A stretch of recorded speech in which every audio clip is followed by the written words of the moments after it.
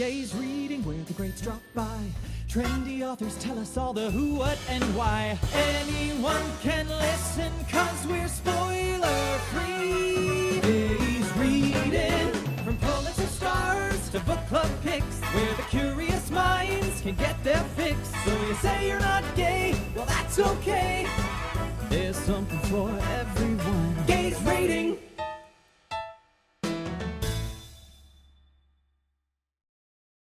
Hello and welcome to Gay's Reading. I'm your host, Jason Blitman. Welcome back to those who have been here and very happy to have you if you are new. We are also over on YouTube. The link to our YouTube channel you could find both in the show notes and the link tree on our Instagram profile. Follow us on Instagram at Gay's Reading. We have a new giveaway on Instagram every single week, so make sure to check that out. And if you like what you're hearing, please share us with your friends. Like and subscribe wherever you get your podcast. Give us a 5-star review if you can. It helps make it so much easier for other book lovers to find the podcast. This is the beginning of LGBTQIA History Month. I cannot believe it is already October. Crazy. And last week was Banned Books Week. And so to celebrate, I am so excited that our guest today is George M. Johnson, the author of All Boys Aren't Blue, one of the most banned books in the country. George is one of the most banned authors in the country, and they are here to talk to us about their brand new book, Flamboyants, that is so great. I'm so excited to share it with you. And today's guest gay reader is the author Rasheed Newson, friend of mine, good friend of the podcast. And he, of course, is the author of My Government Means to Kill Me. And if you haven't been listening or don't know this, I'm thrilled to share that Gay's Reading is partnering with Aardvark Book Club to provide an exclusive introductory discount. New members in the United States can join today and enter the code Gay's Reading at checkout to get their first book for $4 and free shipping. It's an insane deal already, and the $4, it's like basically a free book, so go use it. Go to aardvarkbookclub.com and use the code Gay's Reading. What is Aardvark Book Club? It is a monthly book subscription that ships to the United States and Canada on the first of every month. They drop 5 to 6 new releases. First of every month, that's today. Check out what their new releases are this month. And they have so many different genres, from literary fiction to fantasy to romance. They have new books that people are super buzzy about. They also have books that maybe weren't on your radar that are super exciting and things that you should know about. So make sure to check out Aardvark Book Club. And I gotta say, they're a fantastic Instagram follow. Really great content, so go follow them on Instagram too. And all of that said, welcome to Gay's Reading, George M. Johnson. There's like a gajillion things to talk to you about, but we are here to talk about your new book, Flamboyants, The Queer Harlem Renaissance I Wish I'd Known. And the book is not very long, but I don't know if you can see all of my tabs. There are so many things where I just underlined something and then would put an exclamation point because it surprised me or whatever. And to start us off, this, which is maybe a little frustrating and some pressure right now, but this episode is dropping the week after Banned Book Week and the first week of LGBTQIA History Month. Yes. So this is appearing to the people at a very critical time. This is maybe a weird way of phrasing this, but how do you celebrate Banned Book Week? Right, as one of the most banned authors in the country. Been just an interesting journey. I've been the chair for Banned Book Week before. Time Magazine recognized me for my fight against censorship in the United States, which when I say it out loud, it's like you're fighting against censorship in the United States as an individual. That's so interesting. As an individual and a collective, let me be clear. I just think I have a loud mouth. I just out of attention because I was it's been a very interesting journey just as authors around banned books. Some of us wear it as a badge of honor. Some of us see it as a really horrible thing. I think I sit at the crux of that. I know it's a horrible thing, but I also know that there's a reason that banned books get attention. Is probably because they have a real story to tell that people don't want you to know about. For me, I just celebrate it as I've been celebrating it, appreciate the continued fight that so many people have, appreciate the continued healing that the book is doing. And for me, in my case, the visibility that has come from it has allowed people who didn't know the book existed to be able to find out about the book, read the book, and use the book in many ways that may not have happened without this. I think it's an unfortunate thing that we are actually banning books and not banning guns. I just want to be very clear about that. Every time I see a mass shooting, especially at a high school where I know my book is probably banned, like in Georgia, my book is banned. And it's but you did that before you banned assault rifles, right? Because you said my book was going to be the thing that harmed students. Well, my book has been the healing force and a driving force for Gen Z and so many others. So I do think it's like a bittersweet moment, but it just reminds me of my continued fight and my continued will to continue to write more stories, because I'm sure this will get banned too. Yeah.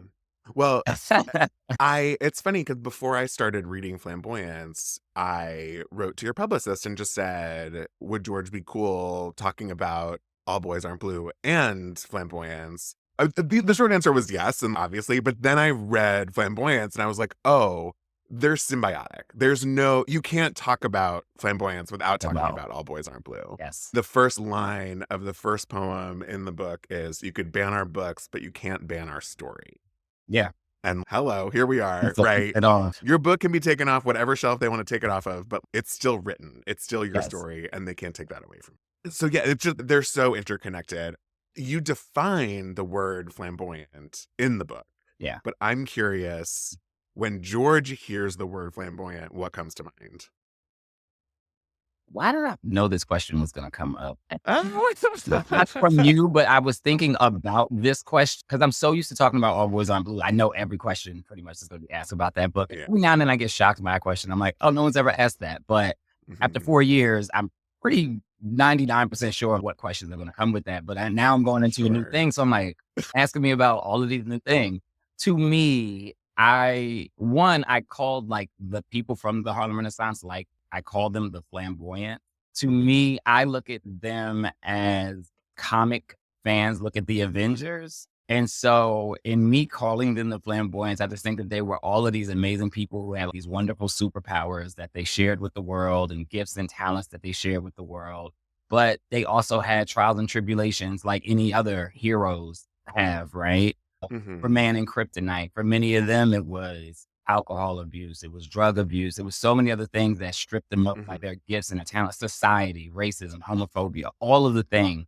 And so I think for me, that's what I look at them as. I look at them as like these heroes who were like this collective group taking on societal change and culture in the world. And so I think that's what I look at when I call them the flamboyants. Which is a great way of articulating perhaps what the book is about. Right. But let's say 5 years ago, if someone said to you, flamboyant, what comes to mind for you? Yeah, to me, when I think of the word flamboyant, like the first thing I think about is like the color yellow. For some reason, I just see like brightness. I just see like light. I always think that as writers, as creatives, like part of our job is to lead people through some of the darkest places. And so I feel like anyone who's a flamboyant is like a flame, it's like a light that understands their purpose, understands their mission, and understands that part of what they have to do is to live outside of societal structures and societal boxes so that they can be possibility models for others to know that they can do the same. I think the way that we're constricted by just the isms and phobias, it makes people be contained. And then there are some of us who are like, I can't be contained, almost like a phoenix in a sense. And so those of us who aren't contained, we're like very flamboyant in what we do. And I think it allows other people the space to do the same.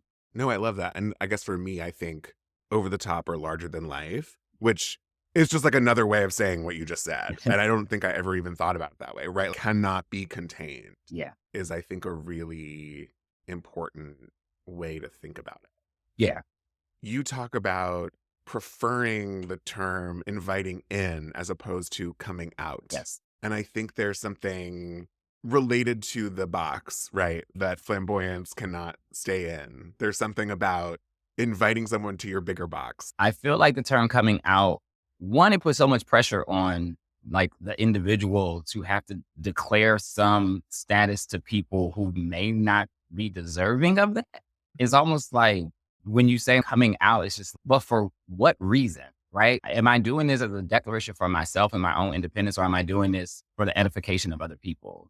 And I feel like inviting in is, okay, I'm doing this in the way that I want to do it. It doesn't have to be this big announcement. It can be, it can't be, but I'm inviting the people in who make me feel safe, who make me feel seen, who appreciate me, who care for me, who provide me safety, or my friends or my lovers, right?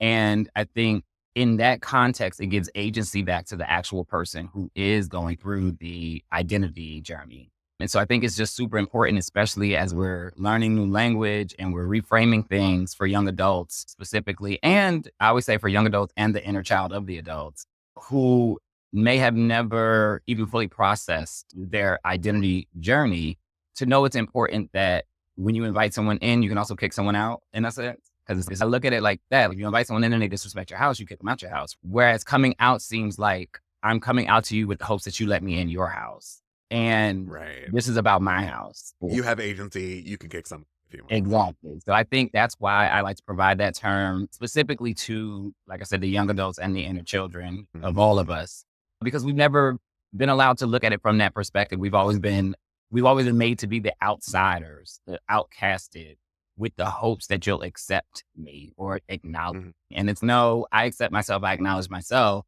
and maybe you aren't welcome in my space, which is a total flip on heterosexual communities about LGBTQ people who oftentimes think we're trying to be fully accepted in. And I'm like, not always. No, not about you. Yeah. Yeah. All Boys Aren't Blue, your YA memoir manifesto. Maybe you say this, but what I will say about it is that it is a book that you wish you had as a young person. Flamboyants is a book you wish you had as a young person. Literally, the subtitle implies that. I wish I'd known, right? What was the journey from All Boys to Flamboyants? Yeah, me and several of my friends, we operate under a Ghanaian principle called Sankofa, which essentially is, in order to move forward, we have to look back at our past in a sense. And so it's like, we have to acknowledge who came before us, who did the work before us, who may have changed something that allowed me to do something today. I think in writing All Boys Aren't Blue, it was like, okay, I want to tell my story from my perspective and everything. But then I came to realize that people were like, this is the first time I felt seen and heard in a book. And I got that over and over again. And I had to then really sit and think, why is that? Right? Because I know that there were other queer people who existed before me and they were authors and they were writers. So why is that? Like, how did it happen that way? And who is telling their stories now that they're not here? Like, we adapt their books and we adapt some of their stories, but who's telling their actual stories of their existence and how it relates to some of the things that we're still going through today, with many of the things that we learn about being blueprints that we can still use today in certain fights and struggles.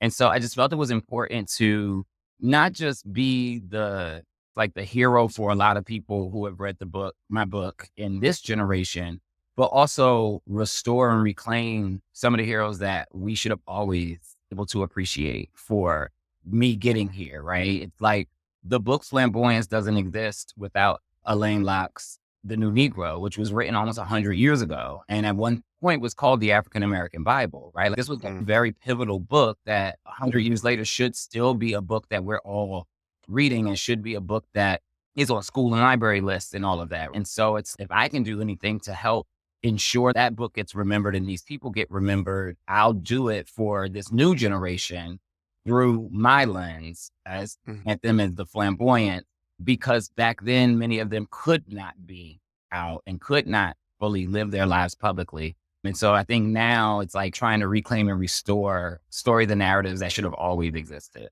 Yeah. I mean, something you talk about somewhat early on in the book where that was one of the moments that I circled and exclamation pointed was the idea that the names that are always talked about are Martin Luther King Jr., Malcolm X, Frederick Douglass, versus the names that, while people might have heard of them, they're certainly not in the zeitgeist in the way that those others are, like Lorraine Hansberry, Langston Hughes, James Baldwin. And then when you wrote that those people are Black and queer, I had this brain explosion moment of, oh my God, of course, they were stuck as a footnote.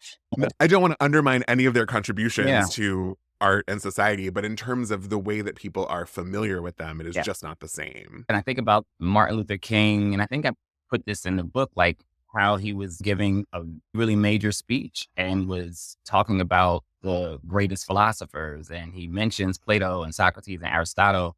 And then he names Du Bois, who we all know. But then he also names Alain Locke, who many of us don't know. And it's, oh, why is that? Why did it take so long for us to know about Wyatt Rustin? Why is it, you know what I mean? But Martin Luther King knew who these people were and what their identities were, right? And who were some of the people who shaped much of his thought and political thought, right? So I oftentimes think about like how, especially that one, Du Bois and Locke, it's just these two people were getting mentioned in every conversation, but only one is one that we all know and we all have had to read about and all have had to learn about. Whereas Elaine, many of us haven't learned about or read about until the recent book that came out a couple years ago about Elaine. But I wanted to start to do that work to restore things, right? I think it's cool that Countee Cullen ended up being James Baldwin's teacher, right? Little things like that. There are like, you just brought up two things that I need to pick which lane I want to go in for right this second. So let's stick with the names. So was there anyone, did you go into this with a favorite and leave with a new favorite? Or was there something like that surprised you? Countee Cullen is a favorite just because his story is so complicated and messy. I was like, oh, this was mess. Like, I'm like, this would have been like every gossip website, every Wendy. I was like, this was mess. Like, and it kind of reminded me. I'm not going to say it, but it reminded me.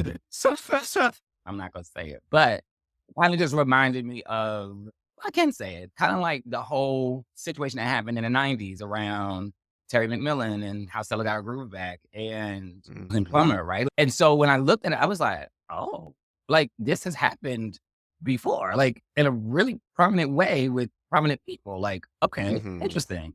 Without giving too much away for our listeners, because they should read the book. It's wonderful. Why don't you explain in like maybe a sentence or two what you're talking about?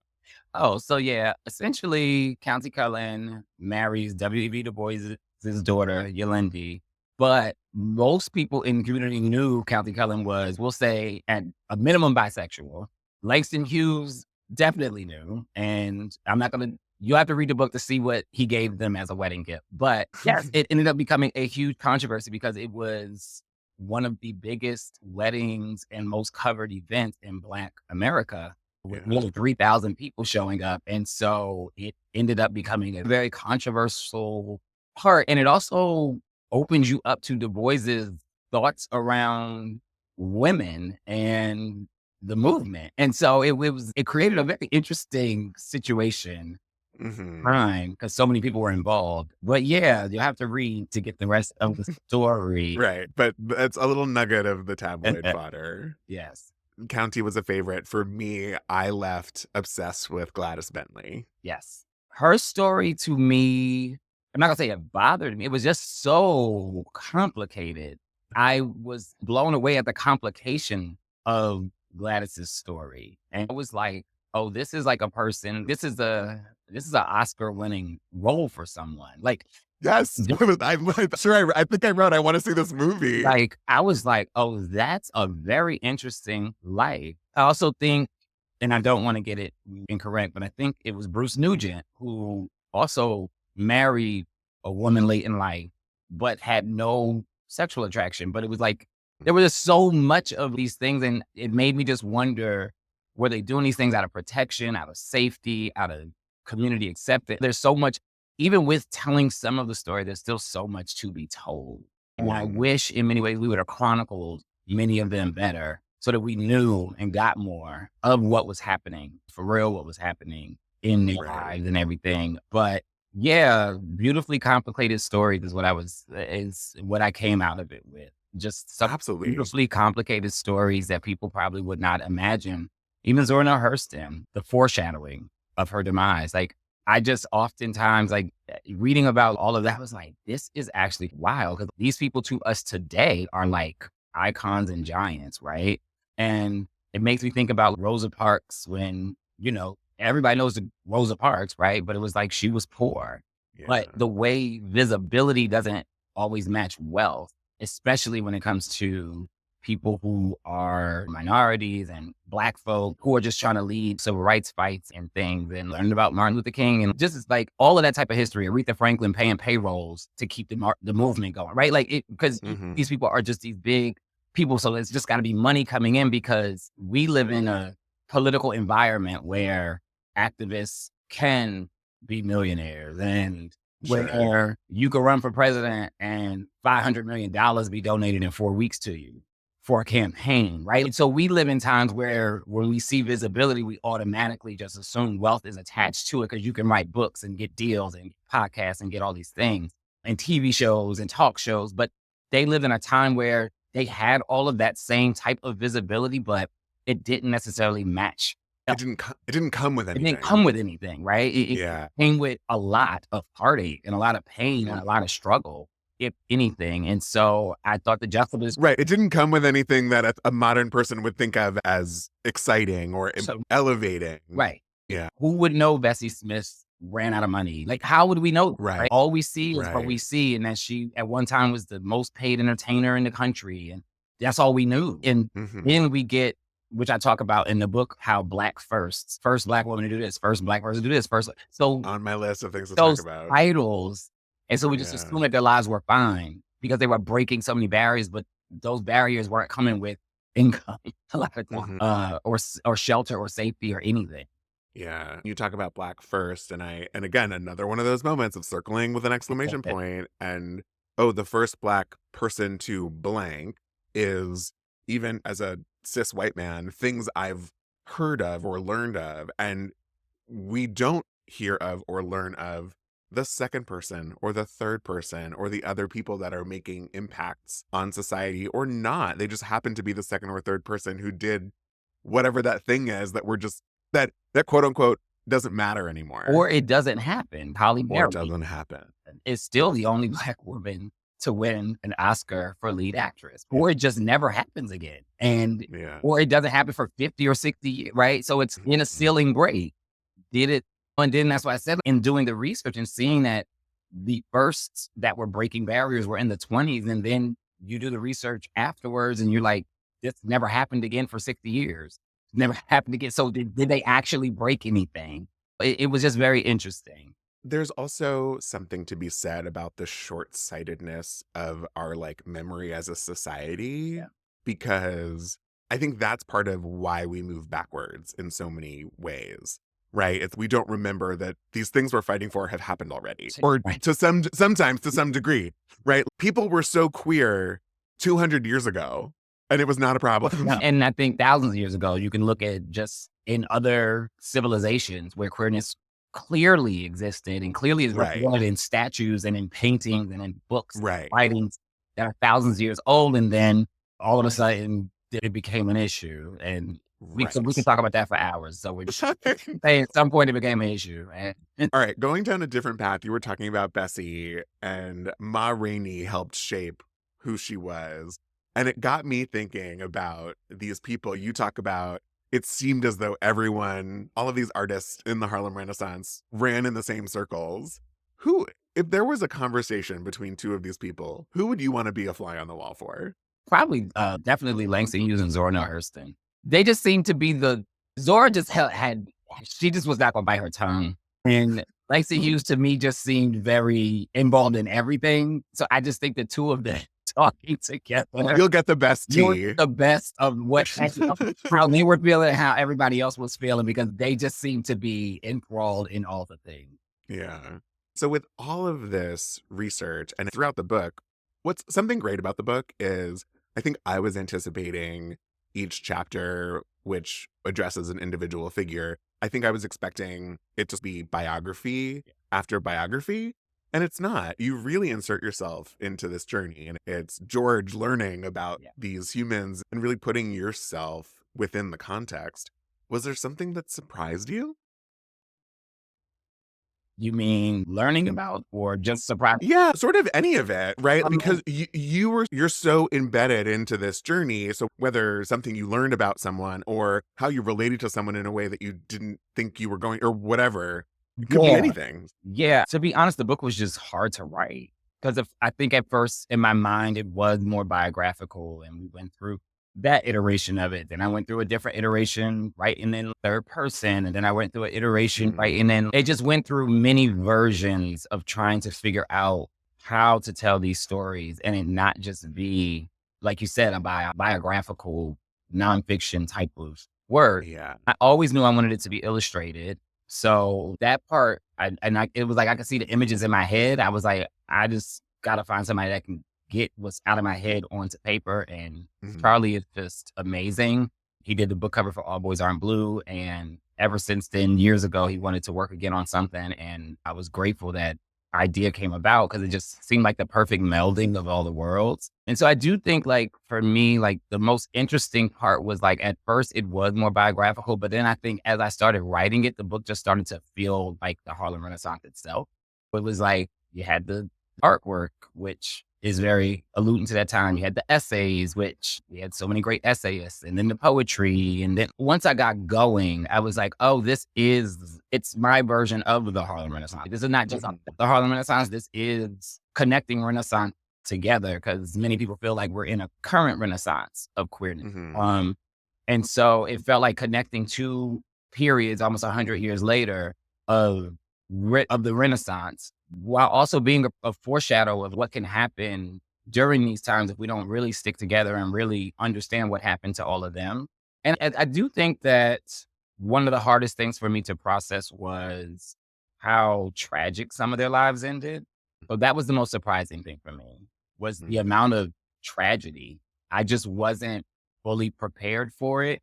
And I probably should have been, but I wasn't. And so some of it hit me really hard, just reading about the dying and being buried in unmarked graves. Something about that still just is so eerie and sad that some of these pioneers didn't even get headstones for years later until someone discovered them or found them. And of course, that was like what hit me the hardest, was like some of them had really tragic lives. Yeah. And then the interconnectedness to some people in contemporary pop culture that I don't want to give anything away. I want people to read the book. But again, things where you're just like, wait, you did what? Oh, okay. Tragic. But I think some of it is because Harlem Renaissance, it sounds glamorous. It sounds artistic. It sounds very positive.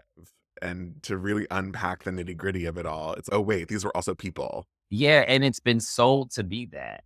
Right. Yeah. And in many ways, if you read when you read the book, you realize that was also a struggle that they had as the people leading the Renaissance, which was, do we talk about the poor communities in Harlem and the struggles of our community, or do we only talk about the opulence? Do we only talk about the more masculine side of queerness? Do we only talk about, and they battled over, do we tell the full story or do we just give a picture of hope and optimism as the driving force for community to find its way out of this, right? And it was also that tension that was happening between them as the people telling the story. Do you think that there's a universe where that can be among the reasons why we don't know some of these stories, because they didn't want them told?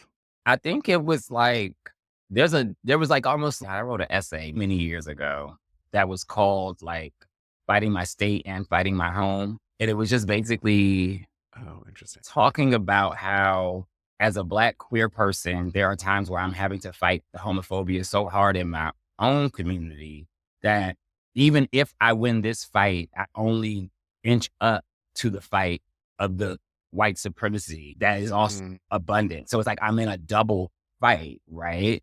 And so that's what, to me, it alluded to a lot of, which was, there was already a suppression because Black community didn't want to be viewed a certain way and all of that. But then with that oppression, you had a bigger looming oppression that was outside of it that also just didn't want Black people, period, no matter what your gender identity was, whatever, to have rights, to have wealth, to have anything, right? So it was like, that's like the double-edged sword. So it's like, they're already suppressing just the Black story.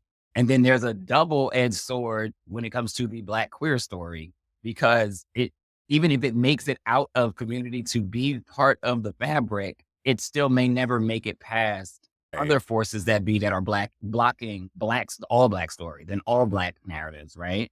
So it's almost less about not wanting the stories to be told so much as knowing that they never will be anyway, and Yeah. and giving into that. Yeah. And it reminded me of the slave narratives. There aren't many of them, but there are some, and how they had to write under pseudonyms. And even with the writing under pseudonyms, some of the owners still were able to tell that they were talking about who it was that they were talking about, and tried to catch them, like, again, in the North, right? So it just was a suppression of the story at all times. Yeah. And those that made it out, like your Josephine Bakers, like your Ethel Waters, those whose story did make it out, still only made it out if we leave out the queer part as much as possible. We could keep all the other accolades, because I learned about Langston Hughes as a kid, like, and it wasn't until my 20s when I even started to see like articles and things pop up about he was potentially queer. And then as more stories got told, Zora, and like we started uncovering more stuff, then it was like, oh, they all were. Like, this is interesting, because we've learned about these people for a very long time, but we were definitely kept away. James Baldwin, as a kid, they never once mentioned that man was gay. As a teen, he was never mentioned as, like, we knew the great writer and essayist and this and that, but we never knew that. They always left that part out of the story. And that's the lens that they lived in. So it's to know that part. You go on to say that the Harlem Renaissance was one of the queerest historical periods. Why is that? I feel like, one, because we don't have a whole lot of writing on other historical periods that talk about queerness. And so it's actually hard. So it's like densely populated. It's like the most densely populated period that we all can look back to, right? Because even when we think about Stonewall, like, Stonewall is still just like a slip shot in time, because it was a 5-day riot, right? So it's like, it wasn't like a whole time period. Right? Yeah. Eventually we'll get there and do the work of digging up that time period. And MacArthurism was happening. So it was a huge anti-queer state of the country at the time. So a lot of the history just didn't get put down, didn't get written. Yeah. But I just feel like, maybe because my views on queerness are not just in identity, that I feel like the Harlem Renaissance is one of the queerest periods, because I feel like queerness is just a term to say not part of the norm, right? If it's not part of the norm, it's queer. And I think everything that they were doing, from the arts to poetry to the essays to the anthropology work, to it was opening us up to the world of all of the facets of Black community. And and like all of the arts and all of these things that were often suppressed. This was a period where it got out. And talking about the flamboyants and the term flamboyant, and again, the symbiosis of All Boys Aren't Blue with this, it feels like even if it wasn't queer, even if someone wasn't queer, there's like queer coding, because to be flamboyant is inherently queer, whether you're queer or not. Right. So to be this larger than life figure is just queer, whether no matter who you're sleeping with. Because it's just not what people thought were the norm, right? Like, you were queer or not, people didn't think Bessie Smith should be wearing gold and in the way she was dripped, right? Like, she still stood out amongst people. Right. So she still was, in the way that you could view queerness outside of just identity, very different. And all of these figures were very different. Yeah. Talking about different figures, talking about who we do and don't talk about, and the stories that do and don't come up. You, in this book, go on to say, for every celebrity we know of, there are so many people whose contributions were crucial that we don't know of. And then you go on to talk about Nanny, who is a big figure, obviously, in All Boys Aren't Blue, and comes up many times in Flamboyants. So first, I just want to say thank you for sharing her with us, because I think anyone who has read the book falls in love with her. And if there was a nanny guide to life, it would, I probably help solve some problems in the world right now. Yeah. Is there something that you'd want to say about her that our listeners should know about, who perhaps haven't read your books yet? What would I say? Why don't you just tell them who she is? Yeah, so Nanny's my grandmother. She passed away a few years ago, but she was pretty much the center of like our universe. Southern Black woman from South Carolina, moved to Jersey when she was a young girl. She was the baby of the family, even though she ended up being the matriarch to all of her older siblings because she just was that person. She just were in control of the family, but everybody loved her. But she was someone who just didn't believe in like the constructs of life. She, as little Black kids, she made sure that we traveled, and she made sure her kids traveled to see the world and understand that there's more than just the community that you grow up in. One of the best cooks I've ever known, a caregiver, raised foster kids, really protected LGBTQ kids too. She was very adamant. She was a church going person, and she just often used to say, I can't understand how people in the church get it so messed up when it comes to LGBTQ people. And she used to say, if God is love, then how are y'all making all these other rules after that? You're like, I'm missing something. There's some other rules that y'all are finding in this book that I'm not finding. And just very community-based, very community-oriented. And I think because of her and how many people she helped raise and take care of, it gave many of us like that understanding of that we all have a duty to not just help ourselves and to not only just help our families, but at times some of us got to step out and even do more and help our communities. And all of them were great storytellers. And so I think I'm grateful that I get to be the person who's telling at least a piece of this story and giving it to the world. Yeah. And like I said before, thank you for that. She's A force. was very happy to have learned about her and to get inspired by her. Yeah. So speaking of being the storyteller for the family, you are a math whiz, Yeah. loved learning. And do you still use any of that at all Sometimes. to do your taxes? I'm like, sometimes it helps. Just so funny. So many artists are like, math doesn't come easy for them. Learning in general doesn't always come easy for people. So for you to be like, which I know I was like, and it's funny because people say it all the time. They know I was a math whiz and they were like, that's just so funny. You're a creative because, and I feel like someone said that means you use both sides. I think my uncle was like, that literally means you are able to use both sides of your brain, like fully functionally. Cause they're like writing, I think is on one side, math and stuff is on one side or something. And somebody was breaking it down to me. That's actually pretty amazing that you are that good at math. Like I used to be a chief financial officer. Like I used to do reconciliation. I used to run audit for college. Like I was really a numbers person, really good at numbers, and was also a creative. Like that always had these thoughts and these visions and all of these dreams. And it is interesting, but I think it helps because sometimes I look at, even when I'm making a book, sometimes I look at it as math and science. How so? It's not all just art, right? Like for me, it's about how many words are on this line, how many spaces are in between this, like what the page counts look like, what the setup of the book looks like. I'm very analytical. I think that part of my brain when it comes to that, because I'm like, this has to be eye-catching. This has to be different. And it was interesting because I got the reader copy and I was like, okay.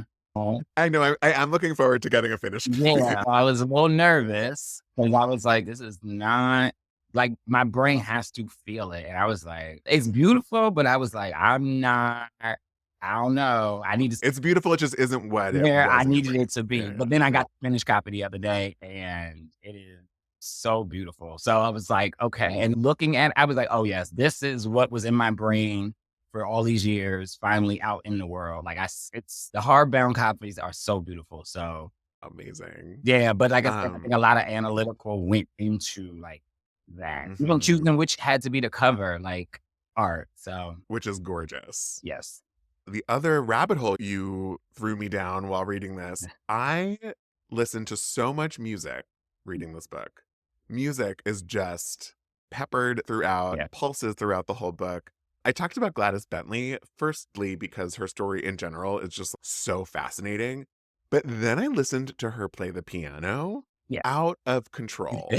Do you have a playlist? Are you making a playlist? Can you make a playlist? The people want to hear the music, George. Right. So we're working on some things. What I can say is the audiobook does have music. So okay. The poetry, the music, it's all in there. It sounds, it's interesting because I heard the audiobook the other day. It sounds like a spoken word album. So it does have music from the artists themselves. And it's all cool. It's not like just one or two. It's all the way, like it's all throughout it, like to intro chapters, underneath certain poems that I'm reading, you hear it. Like It's Wow. I did say it feels like music is pulsing through the whole thing. So the fact that's literally what's happening in the It was my audiobook. request because I was like, I want a Grammy. I am very big on getting an EGOT. So it's like, we're going to manifest. I'm going to manifest that this book gets nominated for Best Spoken Word Album next year. And we're going to get a Grammy. Oh my God. Obsessed. The book is so gorgeous. And like I said, I learned so many things, which was the intention, but just such a special book. Wait, why did I tap this one? Did I want to talk to you about something? Oh, no, just more about Gladys. It's like, what did you can see, I literally, it's an exclamation mark. Oh my God. Yeah. Something that we haven't talked about, but for our listeners, both George and I are going to be at Pride on the Page in Palm Springs on October 20th. Yes. So if you are in town, we won't be in conversation with each other, but we will both be at the event if you find yourself in Palm Springs on October 20th. Yes. Thank you for joining me here on Gay's Reading. Ooh, this was fun. I'm so glad. Thank you. See you soon. I love that we have our different drinks today. You have your pink Gatorade and I have my seasonal kombucha. You make it yourself? You make it at home? Absolutely not. No, I can't do that. I can't imagine having the living starter and then. Are you a kombucha fan? No. Okay. That doesn't surprise me. I mean, that might be, look, maybe I just haven't been exposed to the right, maybe I haven't met the right kombucha. I don't know. I think it's a love it or hate it sort of thing. I don't think it's like not a thing that I know anyone who has gotten used to it. Yeah. Anyway, GT's has their fall flavor that they come out with every year, and it's called Living in Gratitude. And it's the pumpkin spice latte of kombucha. I was like, what does Living in Gratitude taste like? So the flavors are apple, turmeric, carrot, and spices. So it's just very fall, cozy with the acidity. I would, and I'm sure maybe they're still there. There used to be this restaurant in LA where it was like you say I'll have the I am grateful, I'll have the I am reflecting. Like it was, and I was like, none of this. My thing is, I want to know what I'm going to be eating when I read the title. I can't gather from this what it's going to be, which is very different from. I know there's one in LA, but when I was growing up, there was a Hamburger Mary's in Florida. And I loved ordering, whether I wanted to eat them or not, the Love Me Tenders. Because you're saying something ridiculous, but you also know what you're getting. Yeah. Everybody's in the mood for Love Me Tender. Yes, thank you. Who doesn't want Love Me Tenders always? I'm just going to cobble all of this together into some. Oh, have we started? We've started. We've always started. I am over the moon to have today's guest gay reader on the show. They're the first returning guest to Gay's Reading. And when I knew I was having this conversation with George M. Johnson, I was like, there's only one person who I want to talk to. You might know them from writing movies for Ryan Phillippe or TV shows or fantastic books that have been sitting on my shelf for so long because I love it so much and I pass it along to everybody that I know. The wonderful, delightful, fantastic Rasheed Newson. How are you? I'm good. Thank you for having me. I'm excited. Yeah. Welcome to Gay's Reading again. Having been a guest as an author and now as a gay reader, the only thing that could happen now is I could be a guest host. That's the last role in this trifecta. This is a fun idea. And just take over one. You go on vacation, I step in. Or we could do a collab. Both things. Both things. I love. Okay, I have to ask right off the bat, Rasheed, what are you reading? I knew this would be the question that the gay reader. I would like to just throw this out there because I'm going to say something and it might sound like, oh, is that a little crazy? Is he a little crazy? But I have a way I would like us all to think about it. Okay, I have three. You said, am I crazy? And I had three different things that popped into my mind. So I'm very curious what you're about to say. I'm currently in the middle of reading 6 different books. Oh, not where I thought this was going. I missed where are we going? I was like, is he going to say the Bible? Is he going to say the Communist Manifesto? Is he going to? I don't know. I thought you were like, oh, this is crazy. I was like, what? How crazy are we getting? It's 6 different books, and I'm going to tell you all of them. Please. But I just want to throw out there because when you tell people you're doing that, people are like, oh, I could never. And I'm like, but in a way you do. When you talk about consuming pop culture, you don't typically watch one television show at a time and just watch that show from beginning to end. You've got a dozen different shows you're watching. And maybe there's one that really hooks you and you binge it in 2 days. And then maybe there's another one where you're like, are we still in season 2? I think season 4 just came out, but that's how it goes. So here's what I'm reading. See, that wasn't weird to me. When you said 6 books, it like didn't even faze me. Oh, good. Wait, how many are you in the middle of reading? Only 2, but still, I think the most maybe has been 4, but it still isn't weird. I get it in concept. I tell people at parties and they're like, I mean, it's somehow people think it's some sort of gymnastics trick they could never do. It's not the pole horse. You might be watching a reality show, but you're not in the mood for it. So you're going to watch something else, and you don't want a drama, you want a comedy, but you have all of the different things that you're in the mood for. Yes. Okay. So tell me, what are you reading? Right. Every Variable of Us by Charles Bush. YA, queer, delightful. Did Everyone Have an Imaginary Friend or Just Me by Jay Ellis. Memoir, but like young Black gay men, like it's hitting me where I live. The Art of Power by Nancy Pelosi. Oh. Which is incredibly insightful. But as you can imagine, there are days where I'm just like, I'm all politicked out. And so that one I go back and forth through. The Life of Louis Kahn, You Say to Brick by Wendy Lesser. I am very interested in architecture. I don't know if this happens to you. I may have overestimated my interest in architecture on this one. Like, he is fascinating because he's so messy. He has like hidden families and mistresses and children all over the place. So that is holding me through. But I'm also like, I don't know if I'm going to be doing a deep dive into the lives of other architects. Oh, that's so funny. Out of Sheer Rage, Writing with D.H. Lawrence by Jeff Dyer. This was suggested to me by Jack Lowry, who wrote It Is Vulgar. It was vulgar. It was beautiful. And then the one that's probably like at the center, the one I'm driving through the most, is Color Television by Danzy Senna. Very recent Gays Reading guest. Great guest, but also as someone as a Black man who works in television, this is hitting me well. And lives in LA. It's so hard. And if there are times where I have to stop, it's because it hurts so much. Like this, I will not be giving a big plot twist away. She works on a failed project. And I don't think people outside of our business understand what that loss feels like. It just feels, well, they're not doing it. And they can even be like, you got paid, but we worked so hard on these things. And you could be in some iteration working on them for a year or more. And then it's just not going to happen. And so all that said, you have to keep putting Colored Television down because it's giving you anxiety. I believe every word of it. Every word of it. My Government Means to Kill Me is my first published novel. I wrote another novel based on that main character's family set in Indiana. Mm-hmm. And I think it took me a year and a half. I had a lit agent, not different than the one I have now.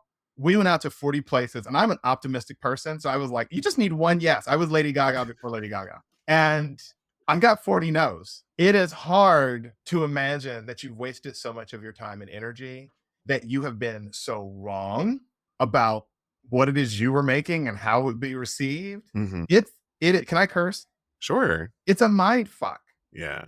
And you take a few of it's almost like with sports, you can only take so many concussions before they tell you, maybe you need to stop this. How many mind fucks can you take as an artist before you're like, maybe I need to walk away?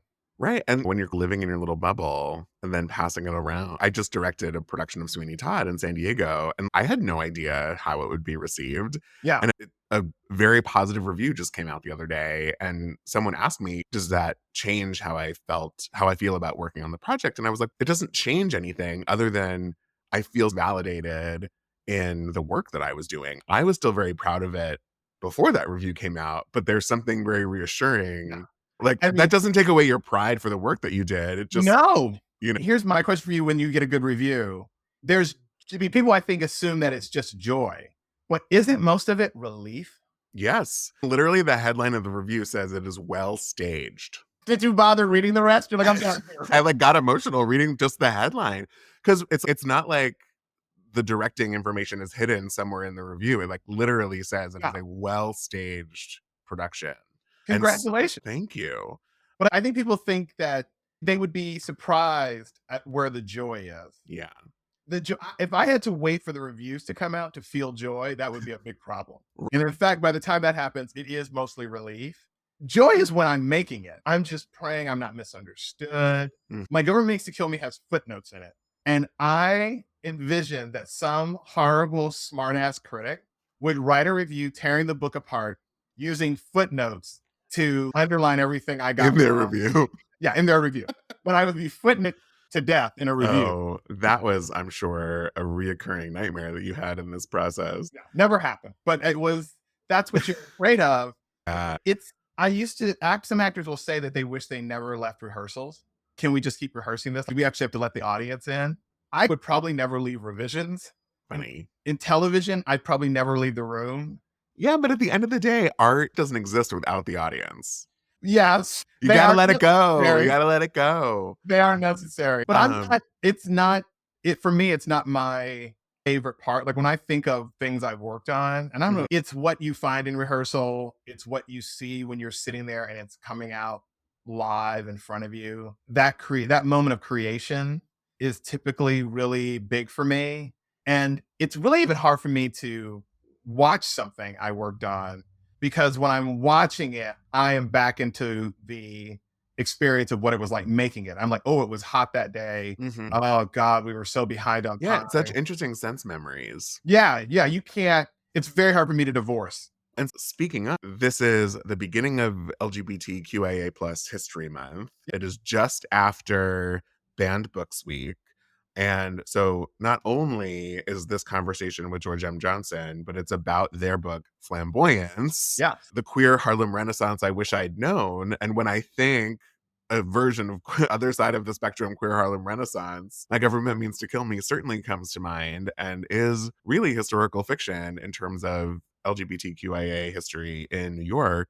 What does this time of the year mean to you when you hear queer history, when you think of queer Harlem Renaissance? What are some of the first things that come to mind? One of the first things that comes to mind is, as someone who grew up in the 80s, and I would even say after that, there was this, you could be excused for thinking that queer liberation is something relatively new. And in fact, whether it was Berlin in the 1920s or the Harlem Renaissance in New York, there were times where queer life was very open and out front, and somehow the world didn't fall apart. The reactionary forces against queer existence they have gathered in a way that tries to erase our history. They're trying to convince you that somehow there was some straight world of harmony, and what you're doing is disrupting the natural order. And in fact, we have been a part of the natural order the whole time. And so that's why I think it's important. I think people need to realize RuPaul is not quite the beginning of gay queer liberation history. And I like RuPaul.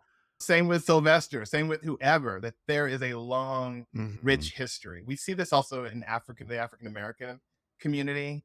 People, again, like, if you don't know your history, you won't know all the sort of impressive, wonderful communities we had long before the Civil Rights Movement, right? So I think that perspective is what we're trying to gain when we're giving people things like we're celebrating queer history. I volunteer for the One Institute, which puts on the Circa Queer Histories Festival every year in LA during the month of October. And we people can look it up, Circa Queer Histories Festival, and we do programming, workshops, screenings all over LA for the month of October. And it is just connecting people to their roots as a queer community. Is there something this October that you are particularly excited about with this festival? You could say no, I can cut it. No, I have an event on October 10th, I believe. It's on the calendar, and it's me and 3 other queer authors talking about villains and heroes in literature and life. And this episode comes out a week before that. So everyone, if you're in and around LA, go check out the Circa Queer History Festival and go see Rasheed's panel. Yeah, it's fun. Amazing. Great. I heard everything that you're reading. You want my hot take?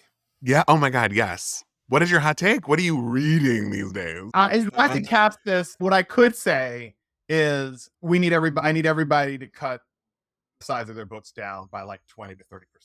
Whoa. That is a read on Gay's Reading. But the more positive side of that is I would like to champion the return of the novella. Okay. The novella is a delight. I consider Open Throat. I believe it's a novella. I read that one sitting on a plane, delicious. And part of its glory is it did not try to overstay its welcome. It had a propulsion to it, and it had a setup that could only go so long. Some of us might argue it could have been a short story, but I don't know who that is, but some people like even shorter.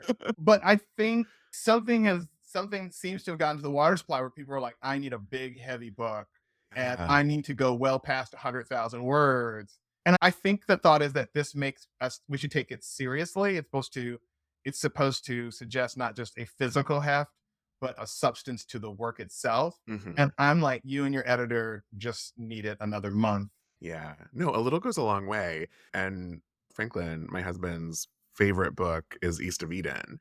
And when I read it, I didn't feel like it was worth the 700 pages. But then you think about it in history and just historically. And at the time it was written, there was only so much entertainment that people had. Right. So like you needed to 700 pages. Like, they were serialized, right? They were coming out in the Saturday Evening Post, 2,000 words at a time all year. Right. Exactly. But now like you could still have a great American novel that is under 300 pages. Again, I don't want to call out novels by names, but there are a lot of novels where I am like, and this is the end. And funny. And there are 40 more pages. Yeah. No, I feel that. Like, that is a really good hot take. I have to say, I've been asking less about the hot takes right now because everybody is talking about the election. Was that what I did? No. I thought I should do something literary. Thank you for not doing that.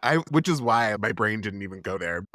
If you have not yet read Rasheed's book, My Government Means to Kill Me, you have to check it out. It's terrific. I loved it so much. And as I just mentioned, my husband Franklin, he dilly-dallied, but did eventually read it, and it's been one of his favorite books that he's been recommending to all of his friends as well. So it doesn't just come recommended from a person who hosts a book podcast.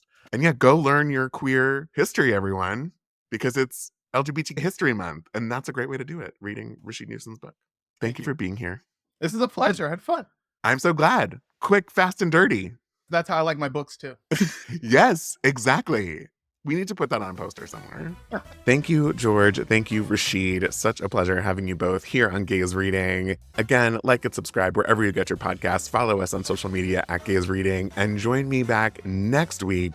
We have an author of a very cool, very literary novel that is going to get us all ready for the fall season. And our guest gay reader is an iconic queer stand-up comedian. Join us next week. Thank you all. Have a great week. See you soon. Bye.